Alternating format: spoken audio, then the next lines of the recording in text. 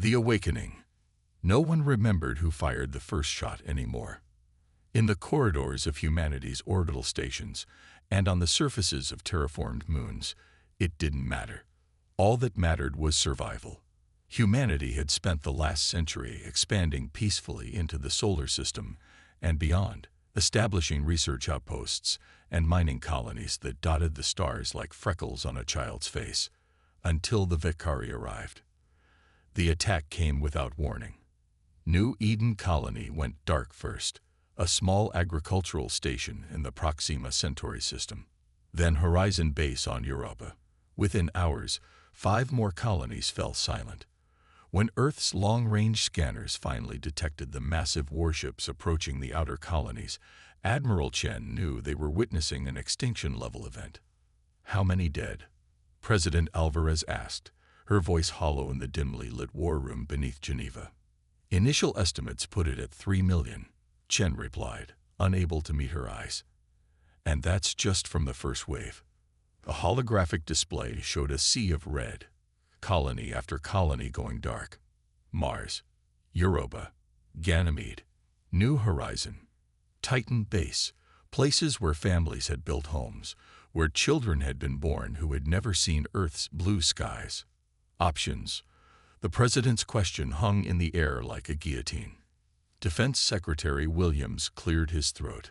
Conventional forces would take weeks to mobilize. By then, he didn't need to finish the sentence. There is another option. The voice came from General Marcus Kane, head of Special Projects Division, a division so classified that even the president had only been briefed on its existence after her inauguration. "Project Lazarus," Kane said, pulling up a classified file on the display. "Our insurance policy." The images showed a facility buried deep beneath the Antarctic ice, row after row of cryogenic chambers, each containing a single occupant. "What am I looking at, General?" President Alvarez asked. "The most lethal fighting force humanity has ever produced. 50 elite soldiers, genetically enhanced, neurologically augmented, and combat programmed beyond anything we've deployed before. We outlawed human enhancement 30 years ago," Williams objected. "Which is why they've been sleeping for almost as long," Kane replied. "These men and women volunteered for a program that pushed human capabilities beyond recognized ethical boundaries. When the Geneva Accords banned such research, we didn't terminate them. We preserved them, just in case." "In case of what?" The president's voice was ice. "In case of this." Kane gestured to the display of falling colonies. "In case humanity faced extinction and needed monsters of our own." President Alvarez stared at the sleeping faces, too perfect to be natural, too still to be merely human. "Wake them," she finally said. Commander Ilara Hayes opened her eyes to darkness, her mind instantly alert despite 30 years of artificial sleep. Cryofluid drained from her chamber as status lights blinked from red to green. Her enhanced senses cataloged everything. Temperature, 2 degrees Celsius below optimal. Humidity, 27%, recycled air, and the sound of other chambers activating around her. "Status report," she croaked, vocal cords stiff from disuse. "All systems nominal, Commander," replied the facility's eye. "Physiological function at 97% and climbing. Neural pathways intact. Augmentations online." Hayes sat up slowly, letting her enhanced body adjust. Beneath her skin, nanites repaired cellular damage from the long sleep, while combat drugs flooded her system, sharpening her focus to razor precision. "Mission parameters?" she asked, already knowing the answer. They wouldn't have woken her team unless something had gone catastrophically wrong. A holographic display materialized, showing footage of colony after colony being reduced to rubble by massive alien ships. "Vicari invasion," the AI explained. "First contact occurred 37 days ago. Diplomacy failed after 8 hours. Orbital bombardment began 8 hours and 23 minutes later." Hayes watched expressionlessly as the footage showed civilians being slaughtered, outposts burning, defense forces overwhelmed. Her enhanced mind calculated casualty rates, tactical advantages, strategic weaknesses, all while the human part of her, buried deep beneath layers of augmentation, burned with cold fury. Casualties? She asked. Current estimate, 23.7 million across 17 colonies. Team status. All 50 Lazarus operatives in revival process. Estimated combat readiness in 3 hours. You are the first to awaken, Commander. Hayes stood, testing muscles that hadn't moved in decades but responded like they'd been trained yesterday. I need my gear and a full tactical briefing. And get me General Kane. General Kane is deceased, Commander. Heart failure, 16 years ago.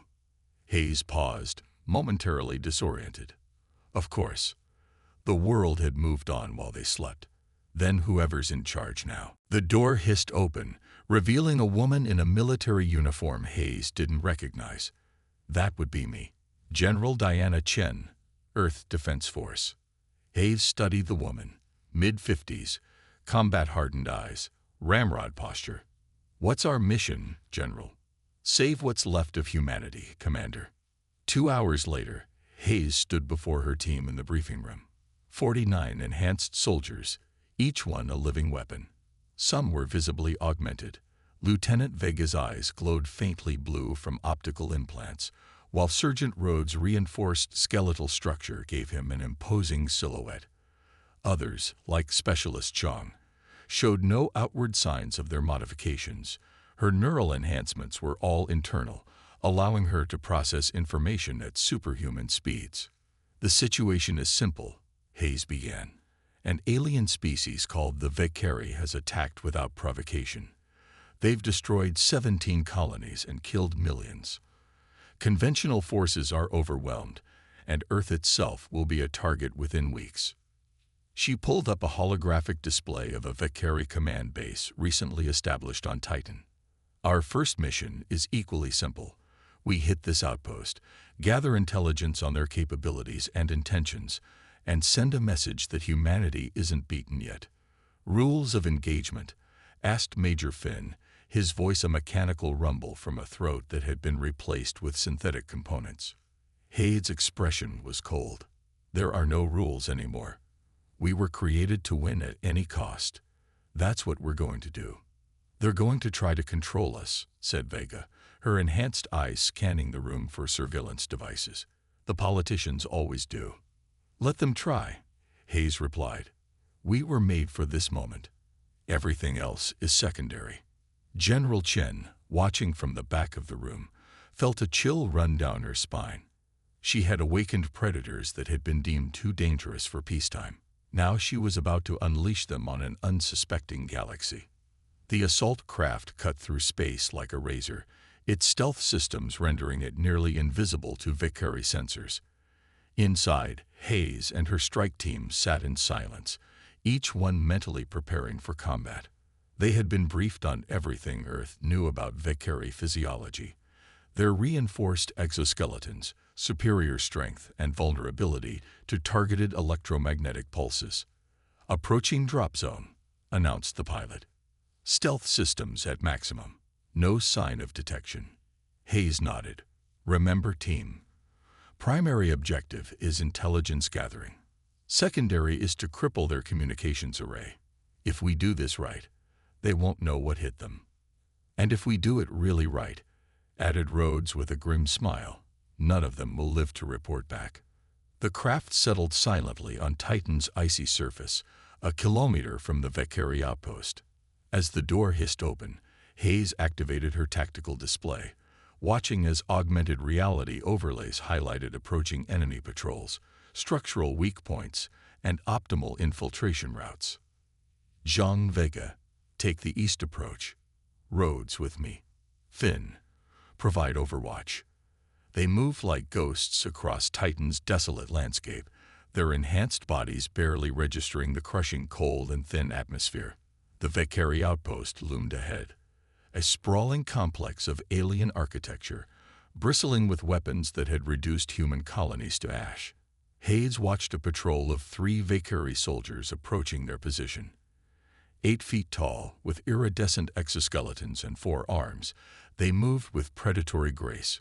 Without a word, Hayes signaled the attack. The first Vicari never saw roads coming. The surgeon's augmented muscles launched him 20 feet through the air, his vibroblade piercing the alien's exoskeleton at precisely the right angle to sever its neural connections. Before the other two could react, Hayes was upon them, moving faster than human eyes could track. Her augmented strength let her tear through their armor like paper. First patrol eliminated, she subvocalized into the comm. Proceed to Phase 2. Across the complex, Zhang and Vega had already infiltrated the command center. Zhang's neural implants interfaced directly with alien technology, bypassing security protocols that would have taken conventional hackers months to crack. "I'm in their systems," Zhang reported. "Downloading tactical data now. Commander, you need to see this." Hayes moved swiftly through the complex, eliminating any Vicari in her path with cold efficiency. When she reached the command center, Zhang projected what she'd found. "It's a systematic extermination plan," Zhang explained, her voice unnaturally calm. Another side effect of her augmentations. The Vicari aren't just attacking us. They're eliminating what they call cognitive contaminants across this sector of space. "Meaning what?" Hayes asked. "Species that think differently than they do. Species with potential to challenge their dominance. We're just the first in this region. There have been others." Hayes studied the data with her enhanced mind, processing the implications in seconds. "They're afraid of us. Not of what we are now, but of what we might become." "Well," said Vega with a cold smile, "they should be." As they completed their mission, planting charges that would reduce the outpost to rubble, Hayes transmitted a message directly into the Vicari command network, a simple declaration in the alien's own language. "You woke the wrong species." The explosion that followed could be seen from orbit, a brilliant flash against Titan's dim surface. As their craft accelerated away, Hayes knew that this was just the beginning. The sleeping giants of humanity had been awakened, and the galaxy would never be the same. The reckoning. High Admiral Zex Killor stood before the Vicari High Command, his armored exoskeleton still scorched from the emergency evacuation of the Titan outpost. The chamber was silent as the tactical display showed the destruction, not just of the Titan base, but 3 other forward outposts that had been systematically eliminated in the days since. "Impossible," hissed Sub-Commander Vrechthal, his upper limbs twitching in agitation. The humans were a fractured, primitive species. Their defenses crumbled before our first assault wave. "These were not their defenses," Zex Killor replied, his voice modulated to hide his unease. "These were something else, something they kept hidden." He activated a recording captured from the Titan base's security systems moments before its destruction. The footage showed a human female moving with impossible speed, tearing through Vicari elite warriors as if they were training dummies. Her movements were too precise, too lethal to be natural. "What am I seeing?" demanded Supreme Strategist Ornvex, leaning forward. "The humans call them the Lazarus Project. Enhanced soldiers, kept in stasis until needed. We knew they had experimented with genetic modification decades ago, but our intelligence suggested they had abandoned such research." "They did not abandon it," said Ornvex, mandibles clicking in thought. "They buried it. And now we have unearthed it." High Admiral Zex Killor replayed the final moments of the recording, the human commander staring directly into the camera, delivering her message in perfect Vicari speech. "You woke the wrong species. We must accelerate the timeline," Zex Killor urged. "Bring the entire fleet to bear on their homeworld before these aberrations can organize a significant resistance." Supreme Strategist Ornvex was silent for a long moment. "No," he finally said. "We underestimated them once. We will not do so again. Recall the Vanguard fleet. We will approach this with the full might of the Vicari Empire." "That will take weeks," Zex Killor protested. "Then we have weeks to prepare," Ornvex replied. "The humans have shown us their teeth. Now we will show them ours." What none of them realized was that weeks was precisely what Commander Hayes and her team needed. "This is what we've been able to piece together from the data Zhang recovered," Hayes explained to the assembled military leadership in Earth's subterranean command center. The holographic display showed the extent of the Vekari Empire, vastly larger than humanity had realized, spanning hundreds of star systems. "They're systematic conquerors," Hayes continued. "They identify species with potential to challenge them technologically or philosophically, then eliminate them before they can become threats. We're just the latest in a long line." "Why now?" asked President Alvarez. "We've been exploring space for over a century." "This is why." Hayes highlighted a section of the data. "Our quantum communication breakthrough last year. They detected it and recognized it as a step toward technologies that could eventually challenge them. So they decided to eliminate us while we're still manageable." General Chen studied the display grimly. "They've done this before. Successfully. At least 7 other species have been completely eradicated in the last 1,000 years, Hayes confirmed. "But none of them had us." "You mean your team," President Alvarez clarified. "I mean humanity," Hayes corrected. "We adapt. We improvise. And when pushed to the brink, we create soldiers like my team. The Vekari are fighting the last war, eliminating a nascent threat. They have no idea what they've actually unleashed." Over the next 3 weeks, Hayes' team struck with surgical precision across the solar system. Every Vekari forward base was hit, their communications severed, their personnel eliminated. Zhang's infiltration of their networks allowed Hayes to anticipate their movements, turning their own strategies against them. But Hayes knew these were just skirmishes. The real battle was yet to come. "They're pulling back," she informed the War Council, "consolidating their forces for a massive strike. They'll hit Earth directly, attempt to decapitate our leadership and destroy our infrastructure in one blow. Our conventional forces can't stop a fleet that size," General Chen said, studying the projections. "They won't have to," Hayes replied, "because we're going to strike first." The Vekari dreadnought Indomitable Decree hung in space at the edge of the Sol system, a massive vessel that served as the coordination hub for the invasion fleet gathering around it. Inside, High Admiral Zex Kalor reviewed the final assault plans that would end the human threat once and for all. "Supreme Strategist, our scouts report no unusual activity in the system. The humans appear to be fortifying their homeworld, as expected." Ornvex's 4 eyes narrowed. "I do not like this silence. These enhanced humans have been too quiet." "They've been contained," Zex Kalor assured him. "Our forces are on high alert and—" The ship shuddered violently, claxons blaring throughout its massive hull. "Report," Zex Kalor demanded. "Multiple breaches. Lower decks." A subordinate cried out. "Intruders aboard. They're—" The communication cut off abruptly. "Impossible," Ornvex whispered. "No human vessel could approach undetected." "Who said anything about a vessel?" The voice came from behind them, unnervingly calm. Zex Kalor whirled to find Commander Hayes standing in the doorway of the command center, her combat suit splattered with Vekari blood. Behind her, the enhanced humans moved into position with inhuman grace. "How?" Zex Kalor began. "You left debris orbiting Titan," Hayes explained conversationally, as if discussing the weather. "Your own transport shuttles. We modified one, rode your supply chain right to your doorstep. Your security protocols recognized the hull signature as friendly. Kill them." Ornvex commanded, but the Vekari guards were already falling. Precision shots from Major Finn's rifle dropping them before they could raise their weapons. "You should have finished us when you had the chance," Hayes continued, walking forward. "Instead, you gave us time to study you, to exploit your weaknesses."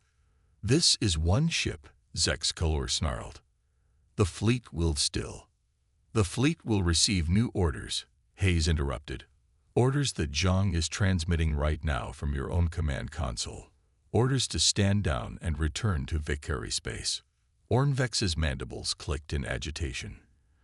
They won't believe it. The authentication codes are being transmitted along with the orders, Hayes confirmed, along with your personal authorization signature, generated from your own neural patterns that we captured when you accessed the command system. For the first time, fear flickered in Ornvex's compound eyes. You cannot hope to defeat an empire with a single strike. We don't need to defeat the empire, Hayes replied.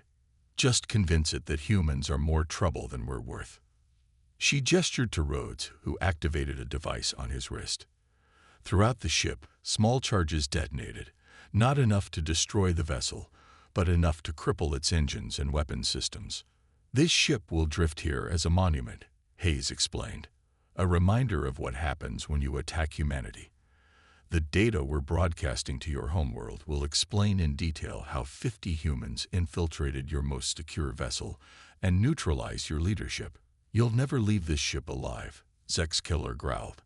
Hayes smiled, cold and predatory. That's where you're wrong. We're already gone. As the Vicari leaders watched in disbelief, Hayes and her team shimmered and disappeared. Holographic projections, present only to deliver their message while the real team was already evacuating the ship. 3 months later, Commander Hayes stood at the window of the orbital station Unity, watching Earth rotate slowly beneath her. Behind her, President Alvarez and General Chen waited in silence. The Vicari have withdrawn completely from human space, Hayes reported without turning. Their diplomatic envoys are requesting a formal peace treaty, and you believe them? President Alvarez asked. I believe they're pragmatic, Hayes replied. They've calculated the cost of continuing this war and decided it's too high. We're not the easy target they thought we were. Thanks to you and your team, General Chen said. Hayes finally turned to face them. What happens to us now? The question hung in the air.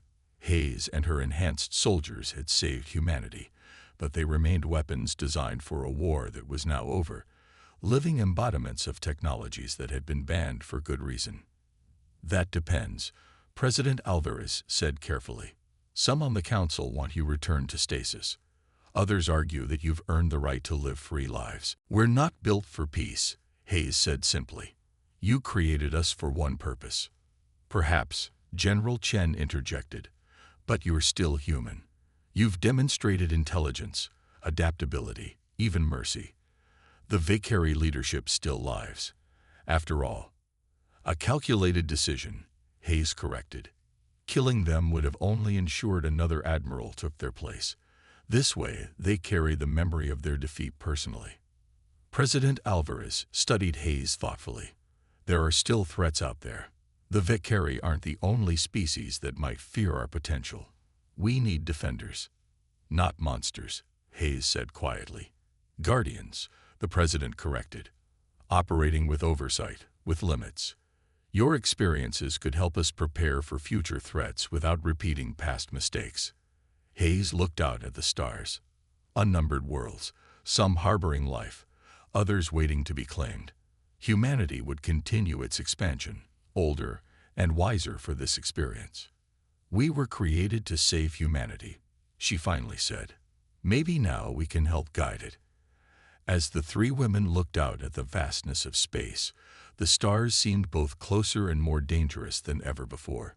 Humanity had survived its first true test among the stars, not through superior numbers or technology, but through the qualities that had defined the species since its earliest days: adaptability, determination, and the capacity to become what circumstances demanded. The sleeping giants had awakened, and the galaxy would never be the same.